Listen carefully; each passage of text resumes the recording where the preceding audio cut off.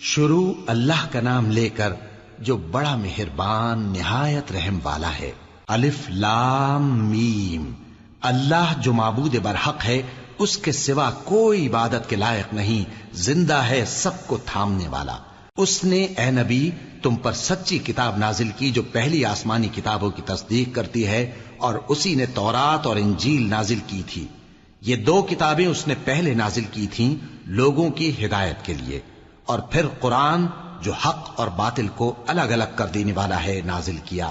جو لوگ اللہ کی آیتوں کا انکار کرتے ہیں ان کو سخت عذاب ہوگا، اور اللہ زبردست ہے، بدلہ لینے والا ہے۔ اللہ ایسا خبیر و بصیر ہے کہ کوئی چیز اس سے پوشیدہ نہیں، نہ زمین میں اور نہ آسمان میں۔ وہی تو ہے جو ماں کے پیٹ میں جیسی چاہتا ہے تمہاری صورتیں بناتا ہے، اس غالب حکمت والے کے سوا کوئی عبادت کے لائق نہیں۔ اے پیغمبر، وہی تو ہے جس نے تم پر یہ کتاب نازل کی جس کی بعض آیتیں محکم ہیں اور وہی اصل کتاب ہیں، اور بعض دوسری متشابہ ہیں۔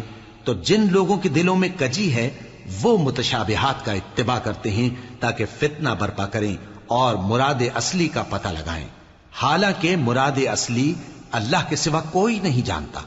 اور جو لوگ علم میں گہری نظر رکھتے ہیں وہ یہ کہتے ہیں کہ ہم ان پر ایمان لائے۔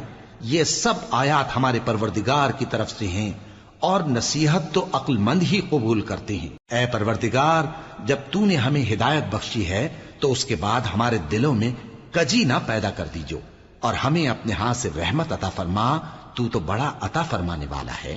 اے پروردگار، تو اس روز جس کے آنے میں کچھ بھی شک نہیں سب لوگوں کو اپنے حضور میں جمع کر لے گا، بے شک اللہ خلاف وعدہ نہیں کرتا۔